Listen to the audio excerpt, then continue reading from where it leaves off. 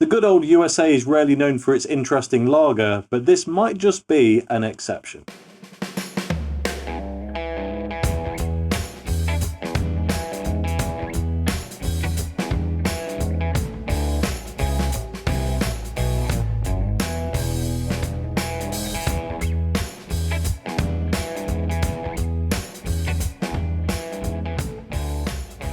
Hello and welcome back to the channel, and yes, today I'm taking a look at this. It is Sierra Nevada's Summerfest. The description on this can doesn't exactly match the description of the beer that I bought, and I bought it directly from Sierra Nevada, which is interesting. We'll talk about that a bit more in a minute. But yes, this is what I'm trying. It is a 5% lager, regardless of the description. It's called Summerfest, and I can't think of a better time to review this beer because it is absolutely sweltering here today. Now, sweltering in UK terms, as I'm sure many of you will know, means embarrassingly low figures. It's about 30 degrees Celsius outside. I'll put what that is on the screen in old money.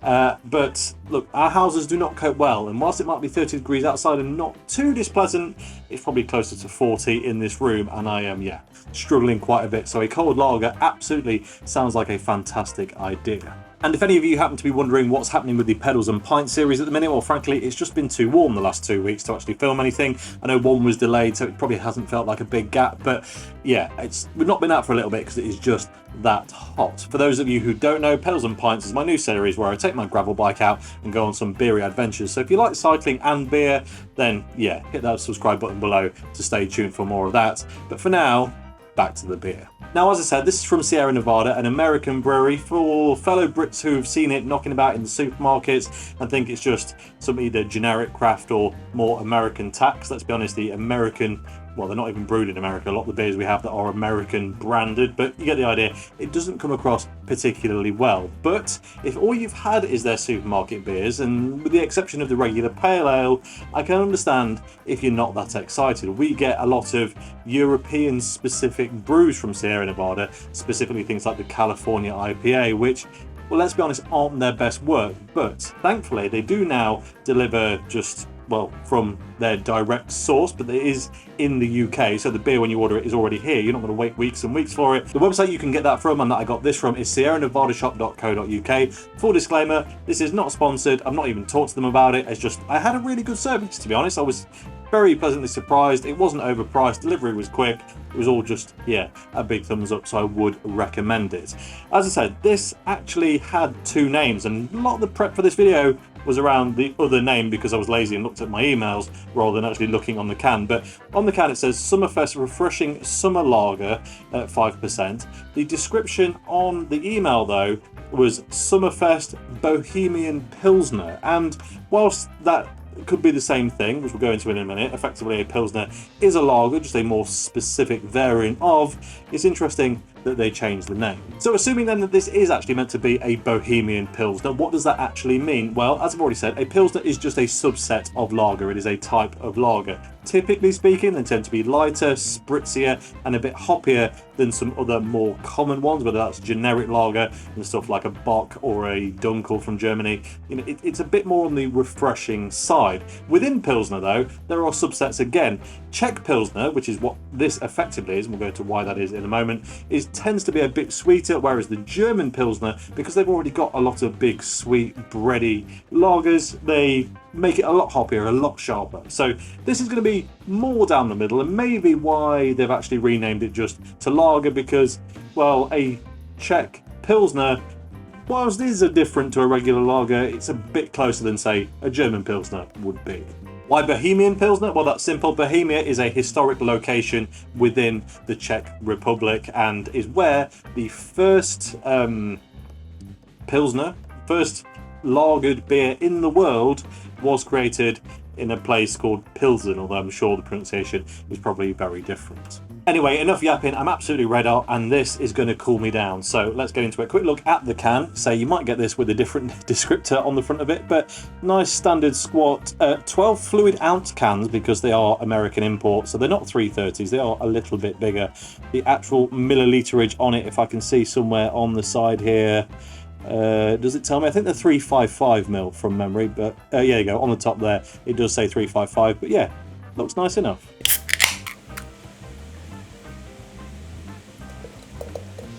It looks like a Czech Pilsner. It's got that nice, light, straw-coloured body to it. Oh yes, that looks just the business.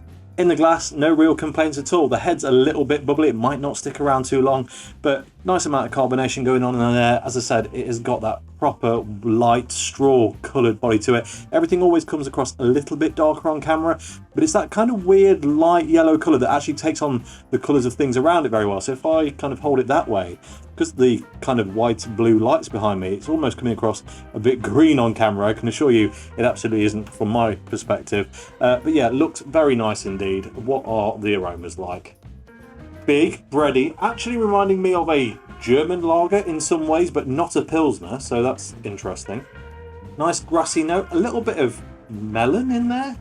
Definitely some sort of like floral fruity note. It's not massively distinct, but melon is where my head went, so we're going to run with it. It's not hugely aromatic. Some of the hops do remind me of US hops, but they're definitely lower down, like maybe they've just used them for bittering. It's not got the big juice bombs or the big you know, super bitter and drying resinous stuff in there, but there's a hint of something distinctly out west about it. But other than that, big, sweet, bready. I mean, it is in the spectrum of Czech Pilsner, there's no doubt. If you're going to compare this to something like a Budvar or a Pilsner Urquell or something like that, this feels a bit richer. It feels a bit more, I don't know, a bit more bready somehow, but hey, not necessarily a bad thing. Let's get into it. Cheers. I almost don't care what it tastes like. It's that warm. It is an absolute treat. But that's not what you're here for. You want to know if it's actually any good. Well, safe to say, this is the best lager I've ever had from the United States.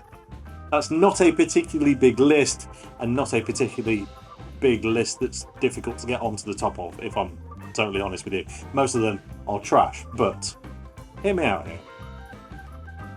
It's actually quite oddly low carb for a lager of any sort. And you know what?